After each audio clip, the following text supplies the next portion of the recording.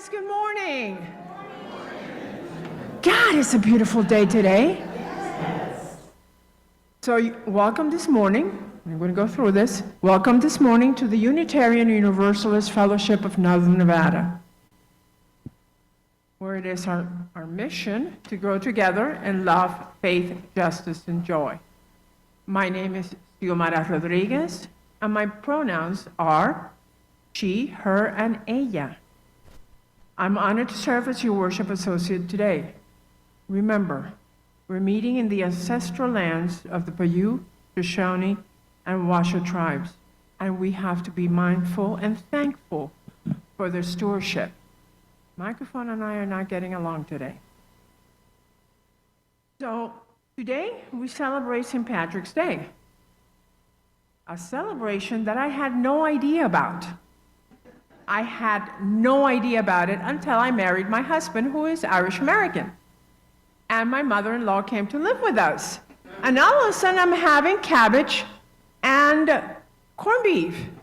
And I'm saying, whoa, okay, we could do this. So yesterday I tried to be a good Irish wife. And I tried making soda bread. I tried. I will leave it there. So also, I would like to say with a great honor that on a day like today in 1976, I was sworn into the United States Coast Guard.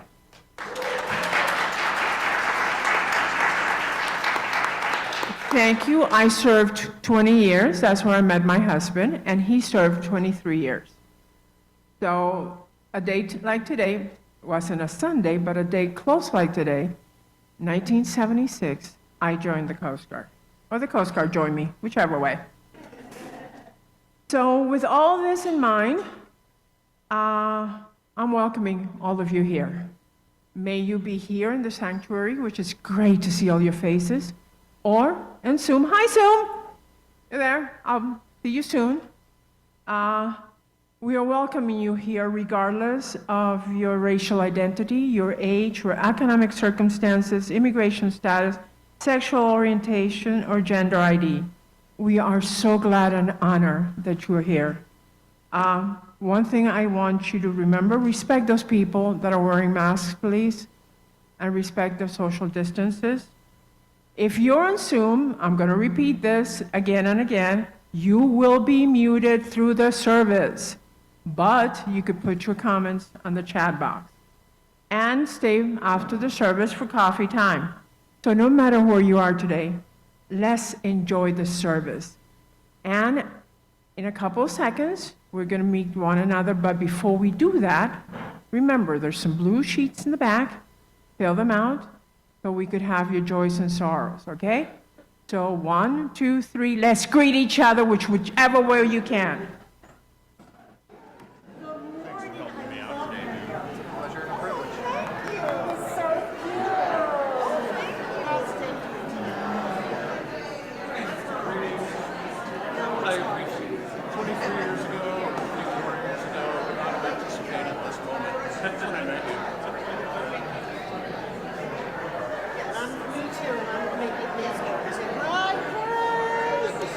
It's good to see you too.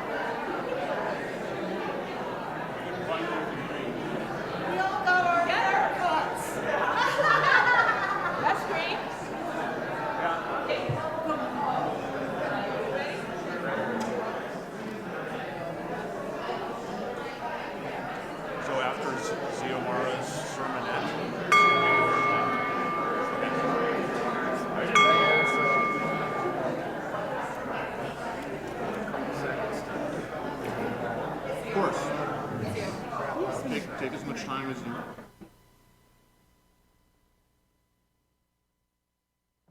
Okay, announcement time. So the first announcement is from the transition team. They are meeting today after service in the Starking room, please. And also on Zoom, so please join. Do not forget the tables back there for remembrance, just heritage. Please go fill them in, and please write so we could all understand what you're trying to say.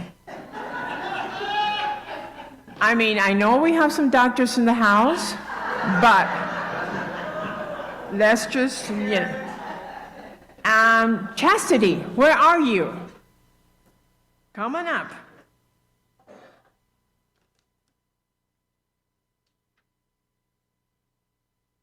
Hi everyone, I'm Chastity Martinez. I'm the community organizer with Faith in Action Nevada. I'm gonna make sure I time myself so I don't go too long with this. Well, thanks for the opportunity to make an announcement. So I know some folks here have been involved in our Housing Not Harm campaign. We launched about a year ago in opposition to a ordinance from the Washington County Sheriff's Office that would make camping illegal across the county, essentially criminalizing homelessness. So I wanted to let everyone know that that ordinance had its first reading a few weeks ago, and it's going to have its second reading and possible adoption scheduled for March 26th, which is in a couple Tuesdays. So not this coming Tuesday, but next Tuesday. And it's really important. We're trying to get as many folks there as possible to make sure this does not pass, that we don't see these harmful policies going further than even the cities already have it, and going across the county would just make it really difficult for people that are sleeping in their vehicles, people that are forced to sleep on sidewalks, things that people have to do really to survive in this affordable housing crisis we have and all that. So if you're able to come on a Tuesday morning to a county commission meeting, we're going to be meeting there at 9:30 a.m. on Tuesday the 26th. I have flyers here I'll leave over here that have more information in the QR code. So I know some folks from this congregation showed up really strong with us back in November, and a few people came last time. So really think this is really core to our values to protect people, and especially our most vulnerable. So really ask that you show up for that on the 26th. And then second thing I want to announce real quickly is that we have a Faith in Action team here at UUFNN. We actually are meeting today in Maynard at 12. And through the last several months, we've been doing a listening campaign. And part of that's really to identify what are the core concerns and issues from this congregation, so we can have this team really hone in and focus on some advocating work and doing some research around whatever issue that might be, whether it's housing or climate or whatever that looks like. But also we have a community survey we're trying to get out for that purpose, but also for our statewide organization. We know legislative session's coming up in 2025, and it's never too soon to plan for those, because you know there's going to be a lot of people that want to make sure things stay the way that they are. And so we want to be an organization that's getting ahead of that, and that starts by doing the deep listening to our communities and hearing what the what our priorities really should be. So we have a survey, also a flyer for, it's a QR code.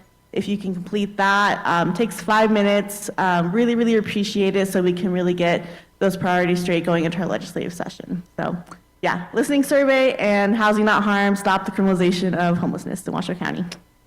Thank you, thank you. I think we got Jackie.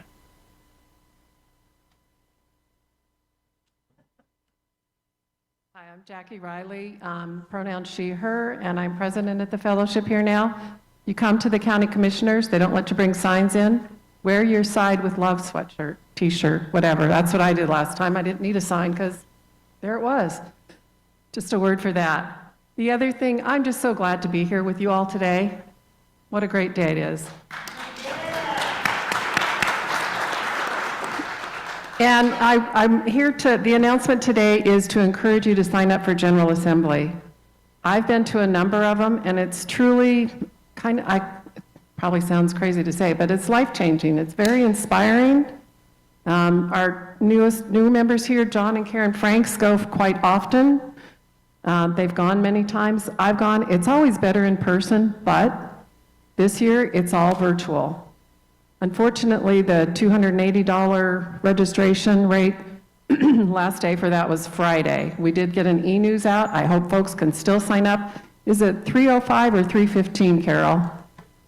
3:15 now to sign up for that. We will do our best. Last year I didn't manage to do it, but this year I hope we can come up with some times where we can watch together. There are some things that everybody, where you can watch the service together. The closing service is phenomenal. Music is incredible. So please sign up for General Assembly. It's all virtual. It's not held anywhere. So, and does that not fit with our UU values and carbon? Right? As much as I'd rather be in town, a town with thousands of UUs, which is really, really fun, that's not going to happen this year. We'll have to be here, and that's just as good. All right, thank you.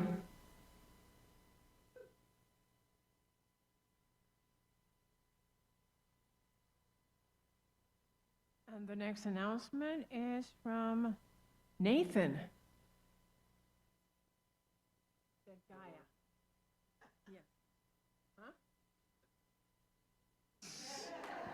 I know, it is the end of award season. Hello, everybody. My name is Nathan Bakken. I use they, them pronouns, and I'm the Director of Faith Exploration here at UUFNN. And I'm going to keep my announcement brief. On April 20th, here at UUFNN, we are going to be leading a Saturday day-long retreat centered around integrating religious past. Unitarian Universalism is one of the few traditions, faith traditions, where a majority of our members come from previous or past religious identities. And oftentimes, the reason for leaving those religious identities or religious groups comes with a lot of pain, comes with a lot of trauma, particularly for people of marginalized identities. The goal of this retreat is not therapy, it is not fixing, it is not here to be an 8-hour trauma dump.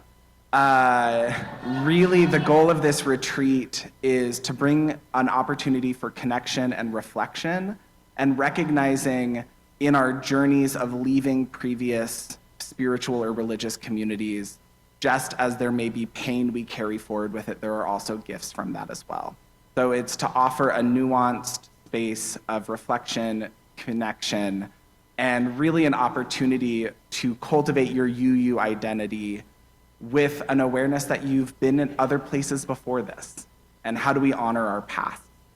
So that is going to be on April 20th. There is a sign-up sheet in the gathering space. If you have any questions, feel free to email me, nathan@uufnn.org. And Zio told me to invite Gaia up next.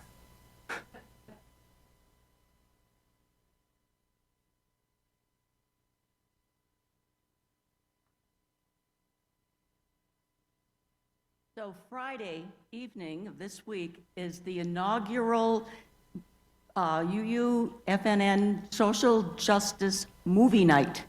And we are going to be seeing the incredibly moving, scary, encouraging story of how the Unitarian Universalist Service Committee was founded in Prague, then Czechoslovakia, in 1940.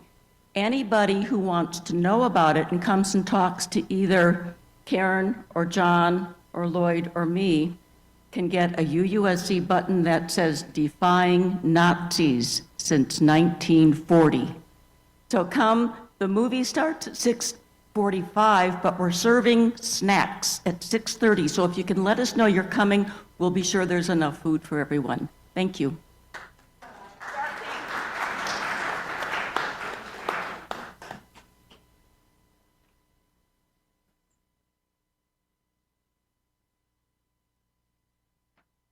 So happy there's so much going on in the next couple of weeks. I mean, that's just tremendous. Although, not so much the Washoe County thing. That's not tremendous, but it's a chance for us to put our faith in action. So, my name is Chris Pecars, he, his, him.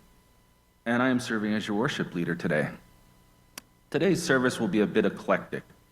While my homily will be a further explanation of a subject Reverend Shelley touched on last week, the Japanese concept of Wabi Sabi, we also felt we couldn't ignore the fact that today is St. Patrick's Day. So in true UU fashion, we're going to do a bit of a mashup and explore both topics. One of my favorite parts of being in UUFNN is Sunday service. I deeply enjoy the time we spend together as a community, consecrating this space with our joint commitment to Unitarian Universalism. I know we have all sorts here, some who embrace being religious, others who call themselves spiritual, and still others who would rather eat week-old boiled cabbage than use either of those terms. I'm of the religious persuasion myself, but I confess that my religious belief is unmoored from specific adherence to any dogma or creed, again, in true UU fashion. I pick and choose what I want to believe, so my religiosity is more a feeling rather than a well-defined worldview. But I do find deep satisfaction in being in service and in ritual. So today I'm returning to the chalice lighting words that were a staple of our services for many years. And if you remember those words, please join me in reciting them, and I'm going to ask Zio to please light our chalice. Thank you, Zio. Love is the spirit of this church, and service is its law. This is our great covenant, to dwell together in peace, to seek the truth in love, and to help one another. And now, please rise as you are willing and able, and we'll sing our first hymn, one of my favorites, Morning Has Broken.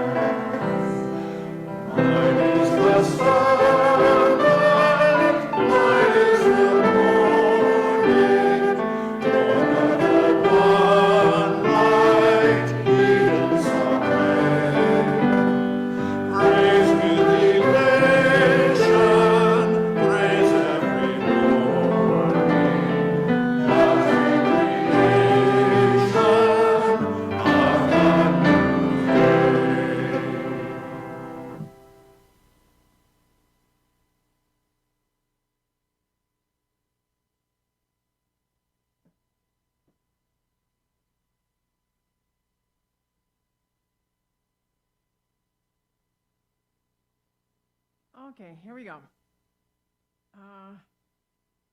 Let me do something really fast that I forgot to do earlier. And St. Patrick's Day. St. Patrick's Day is a holiday full of parades, corned beef, the color green, and yes, a pint of Guinness or two. I don't drink beer. I'm a whiner, so you might think you know all there is to know about St. Patrick's on today's day, but here there are things that are probably wrong. In fact, every legend, even some basic facts that are associated with St. Patrick's and his holiday are false. So, get ready. Here we start. Number 10. Despite his title, St. Patrick was never actually canonized by the Catholic Church as a non-formal process existing at the time, making St. Patrick's Day in name only. So, Number 9, St. Patrick used the shamrock. The shamrock is one of the questionable symbols of St. Patrick's Day, and art often depicts St. Patrick holding one. As the legend goes, St. Patrick used a 3-leaf clover to illustrate the idea of the Father, Son, and the Holy Ghost to the pagan people of Ireland. St. Patrick was the first to bring Christianity to Ireland. Many believe that St. Patrick was a pioneer in spreading Christianity across Ireland. And while he did help evangelize the Irish heathen, as he called them, he wasn't the first to do so. That honor goes to Bishop Palladus, sent by Pope Celestine I to Ireland in 431 AD, at least a year before St. Patrick arrived. Many historians actually say the same of the stories now attributed to St. Patrick might actually be for Palladus. The Irish like to party on St. Patrick's Day, yes. Irish pubs, exterior Irish pubs are common destination on March 17. Americans are certainly known to flock to beer crawls on St. Patrick's Day, but for centuries, St. Patrick's Day was decidedly not a rambunctious celebration in Ireland, quite the opposite fact. Until the mid-20th century, St. Patrick was a solemn religious holiday, and pubs were closed in solidarity. The drunken revel of March 17 is relatively new, and only because St. Patrick's Day mainstay in last half century or so. So it was religious. We didn't drink then. 6, leprechauns are involved. From customs to decoration, everybody's favorite mischief maker, leprechauns, are often associated with St. Patrick's Day celebration. Sure, they're an important part of the Irish folklore, but in reality, Patrick had no association with these creatures. In fact, leprechauns did not appear in the Irish legend until centuries after Patrick visited the Emerald Isles. 5, corned beef is an Irish staple. Corned beef and cabbage is on just every restaurant menu in America come March 17. So you're given the assumption to hold some grand significance in our Irish or Ireland history. On the contrary, rural Irish folks could rarely afford the luxury of meat, and wasn't popularized until the 20th century when Irish immigrants in New York City began substituting corned beef for bacon because it was cheaper. St. Patrick wore green. Everyone knows that you get pinched if you don't wear green on St. Patrick's Day. St. Patrick himself is almost always depicted in the art wearing green robes. But did you know that green was not his color of choice? In fact, blue was far more often the color connected with St. Patrick. St. Patrick banished the snakes from Ireland. This one is big. Ireland has no snakes. And people naturally began wondering why. In one of the most common and enduring myths, it is St. Patrick who is credited by driving the snakes out of Ireland. But the truth is a simple accident of geographic and evolution. Snakes never made it to the island, so there weren't anyone to drive them away. So, number 2, St. Patrick was Irish.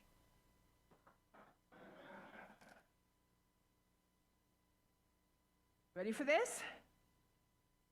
The patron saint of Ireland is in Irish. St. Patrick was born in modern-day England, the son of a local political figure named forget it. Patrick would likely have never visited Ireland if he wasn't captured by pirates and taken across the Irish Sea, where he was forced to work as a laborer. It was only after he returned home to Britain that he decided to go back to Ireland and spread the gospel. Number one, St. Patrick was named Patrick. Wrong again. To finish our list of myths, the man history knows as St. Patrick was originally born with a different name. There was a conflict source, but one leading contender was, and I'm going to kill this one, Meawintakat.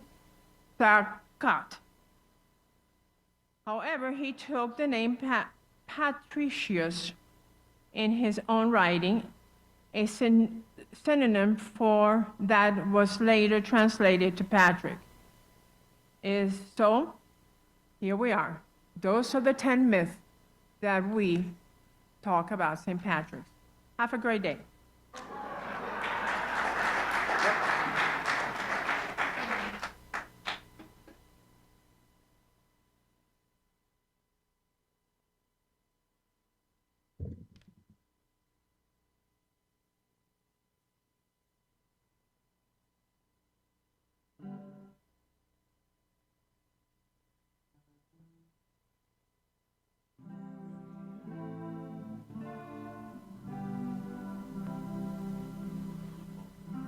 Oh, Danny boy, the pipes are calling from glen to glen and down the mountainside.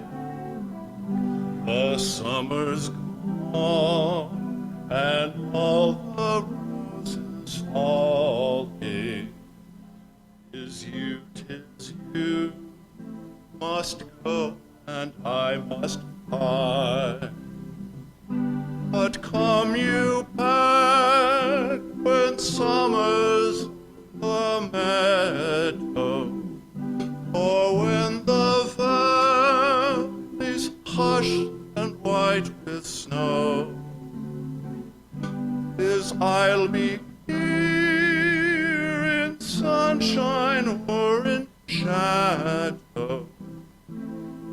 Danny boy, oh Danny boy, I love you so. And when you come and all the flowers are dying, if I am dead, as dead I well may be, you'll come and find the place where I am lying, and kneel and say a prayer there for me.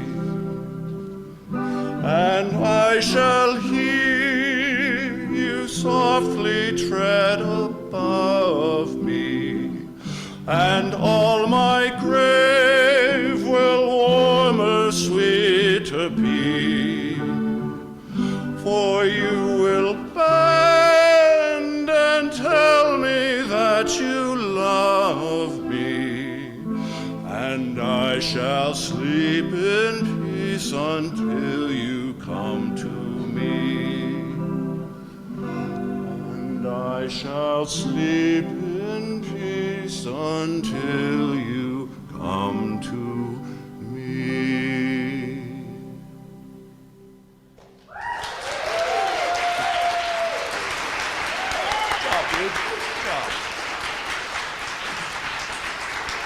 It's always a pleasure to sing in this building.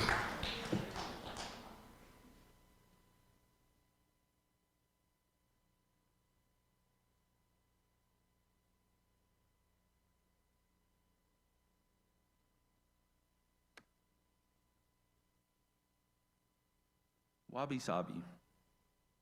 I just like saying the word.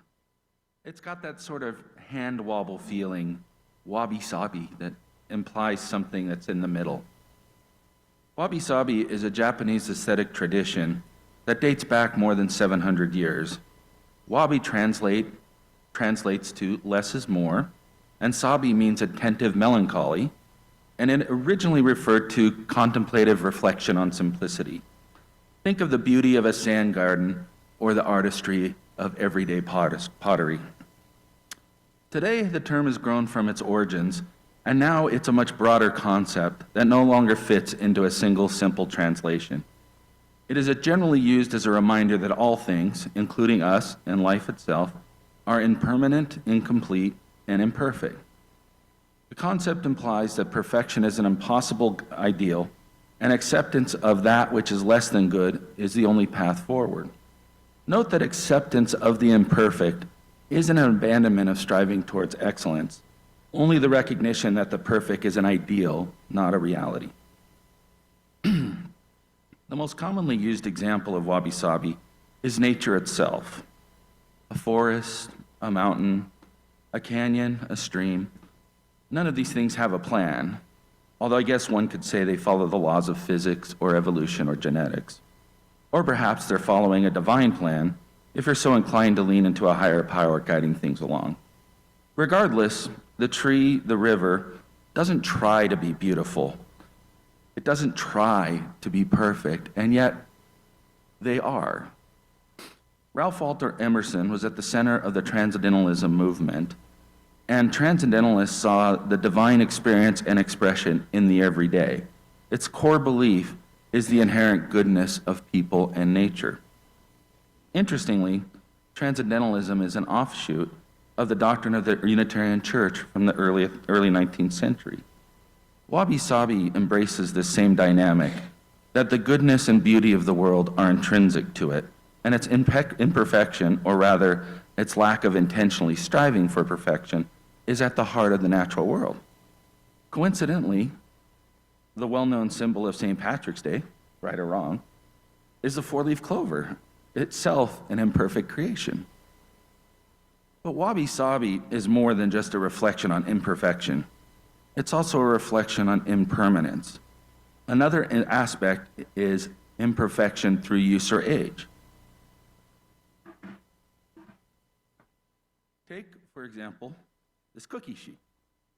My then girlfriend, now my wife, the two of us purchased this cookie sheet shortly after we first moved in together, 1989, thereabouts. We wanted to make chocolate chip cookies, and not surprisingly, being poor college students, we didn't have a cookie sheet to put the cookies on. We bought this at the Rayleigh's on the corner of 7th and Keystone Avenue, and as you can see, it's pretty well loved by this point. Most of the original nonstick coating is gone. It now rusts if we don't dry it off properly. There's score marks from pizza cutters, burned bits that have baked in. This patina, this use, is wabi-sabi. It was new, and now it's worn. Yet this veteran, after over 30 years of living with us, was still called into service just last week to roast vegetables.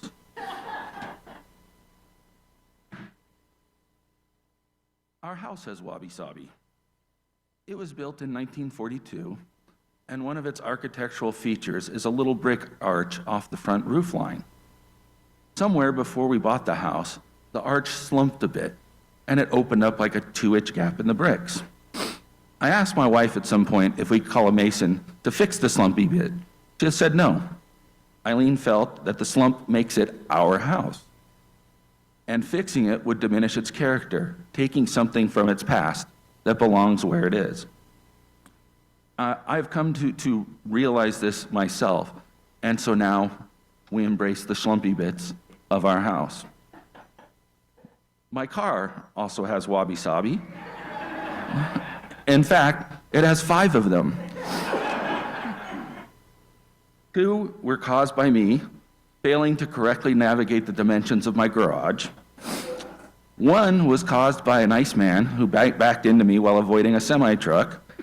and the others were gifts from strangers in one parking lot or another.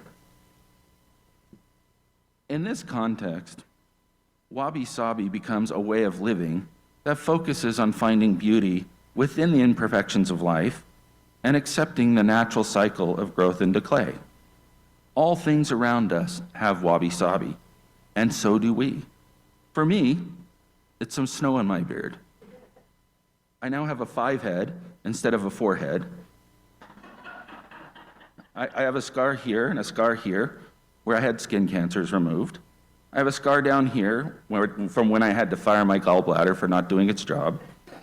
And I have 3 scars up here from pacemaker implants, soon to be joined by a 4th as my device's battery is wearing down. I also have Wabi Sabi here in my head from 58 years of life.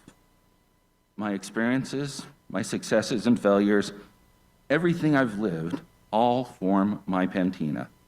And as I look out at this room, at our fellowship, I see Wabi Sabi all around. Some places more than others.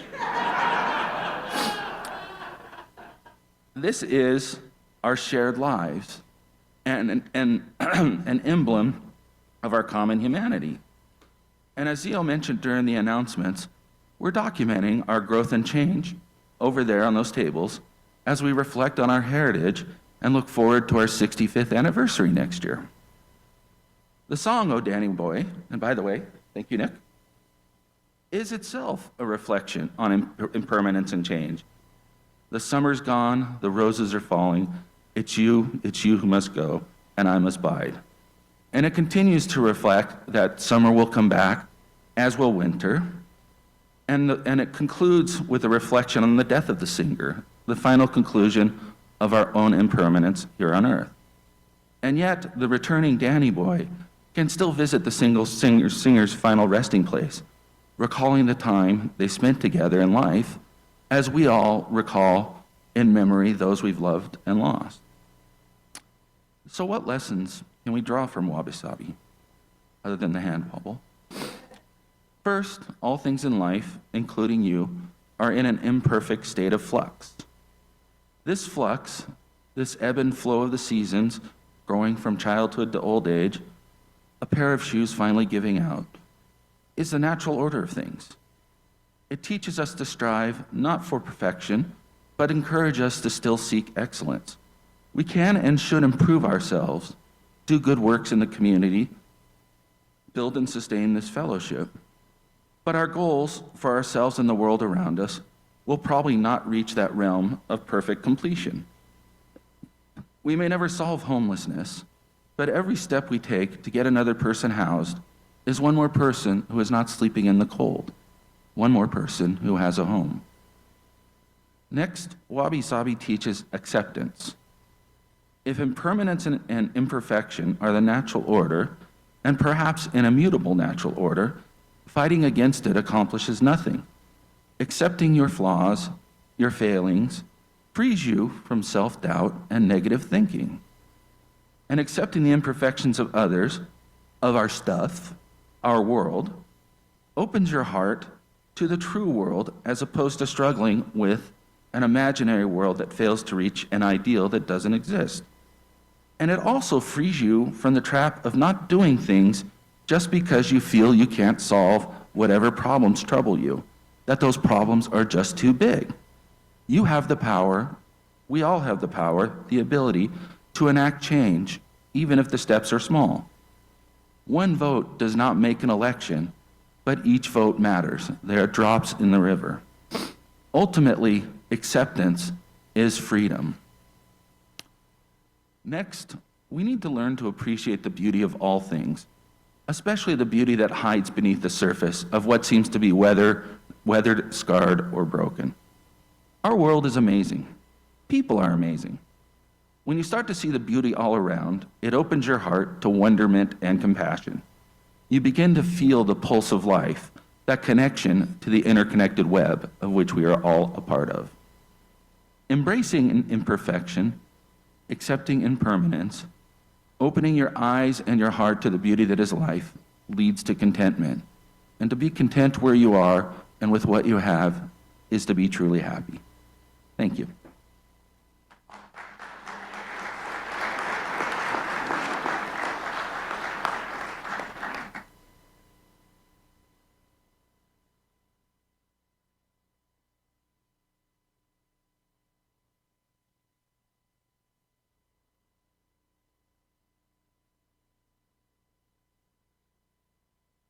As we approach the time for our offering, give what you will.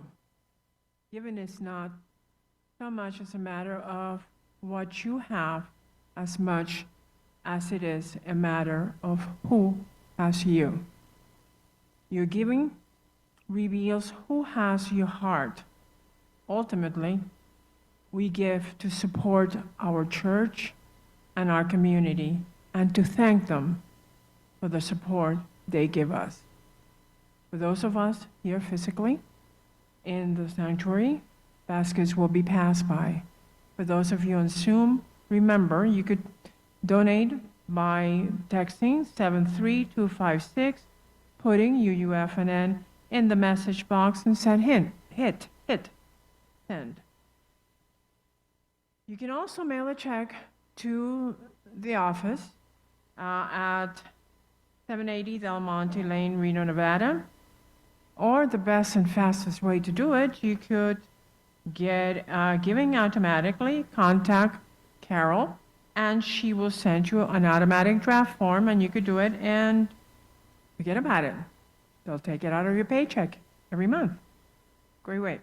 Here at UUFNN, each month we also give folks the opportunity to share our generosity by sharing with a designated nonprofit. The share plate this time around is Reno Food System. They partner with Washoe County Regional Parks and Open Space and now operate a 5-acre vegetable farm at the northern corner of the park at Mayberry Drive. This is teaching campus offers their farm interns hands-on experience growing highly density organic and northern organic crops in northern Nevada. So, with all that said, let the offering begin. And thank you for your generosity.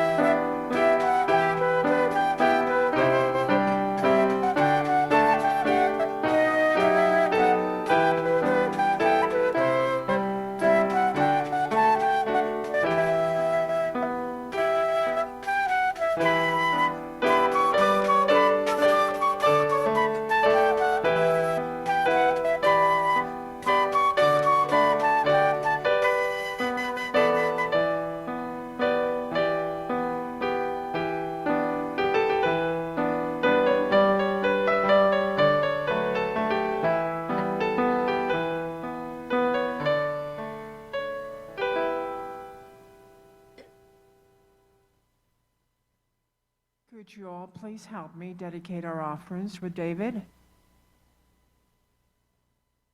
to the work of this fellowship, which is want more people to grow in love, faith, justice, and joy.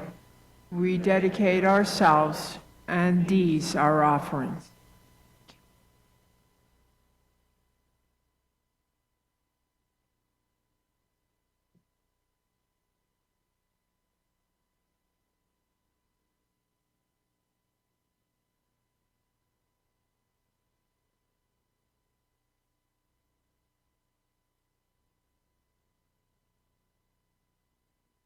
And now we enter into our time of prayer and meditation. We've moved the meditation altar to the back of the room, so if you want to light a candle to celebrate a joy, or place a stone to lighten a burden, feel free to do so at this time, during this time, not right this second, but anyway. I have 2 sorrows and 1 joy. First, our own Rosie was supposed to be our song leader today, but she re-injured her leg. So please send her warm wishes for a speedy recovery and healing. Jackie wanted me to mention the passing of Fred Leisler. We will miss Fred. He was a strong part of this fellowship. And then a joy from Bill Fogel. Chris Fogel, his nephew, won the Grammy and an Oscar for doing the sound for Oppenheimer. So, yay!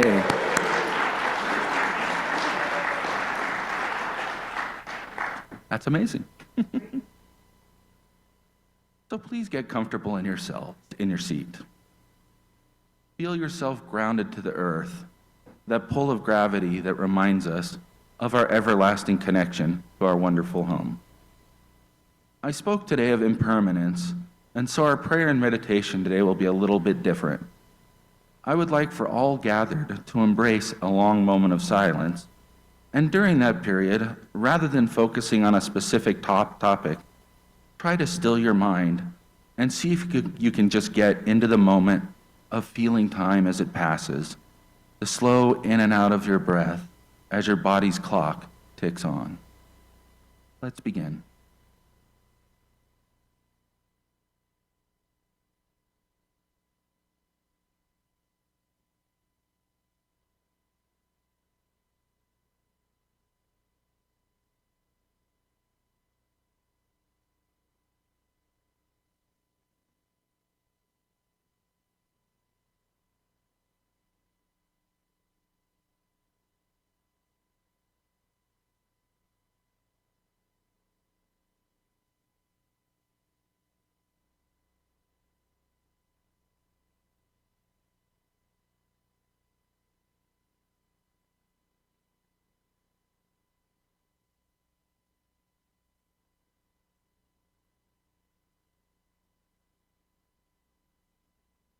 And now our moment of silence is over.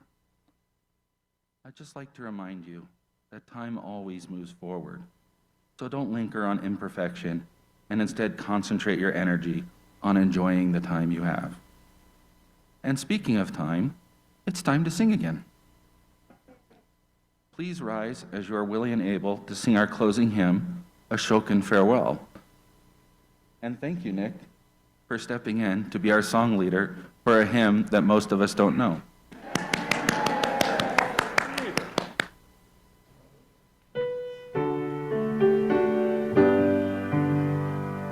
Oh, the sun is sinking low in the sky above Ashokan.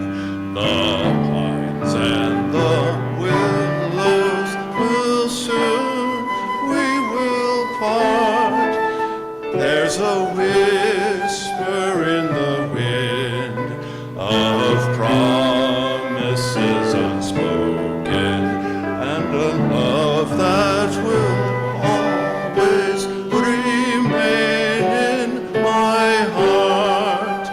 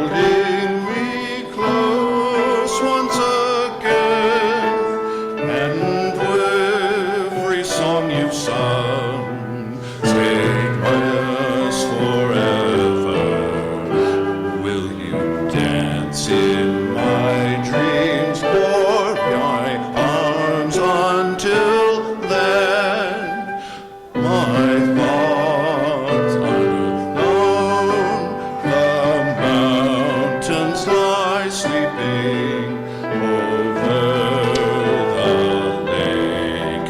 The stars shine on, and they wonder if you and I will be keeping the magic and music or leave them behind.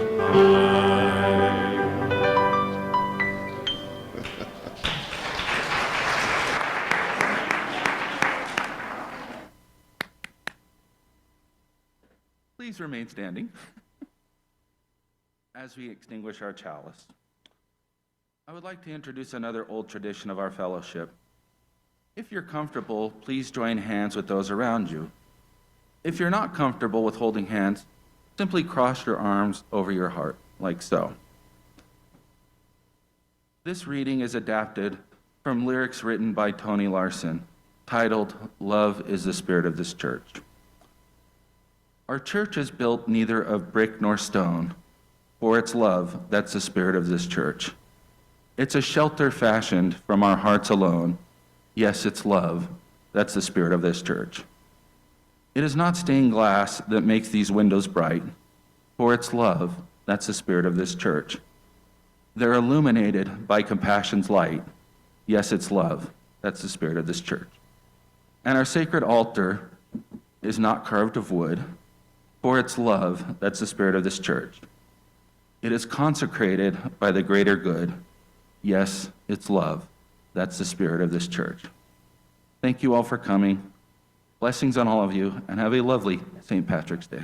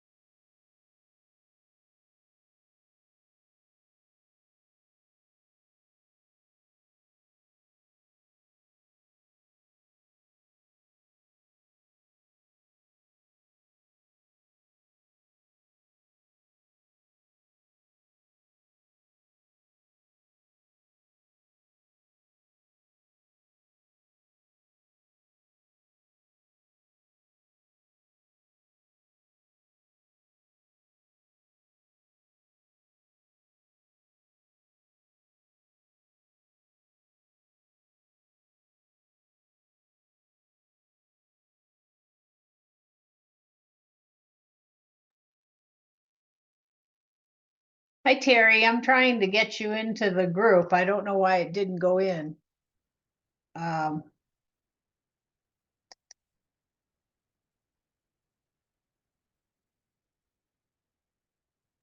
I think you have to actually join. You think you can join it?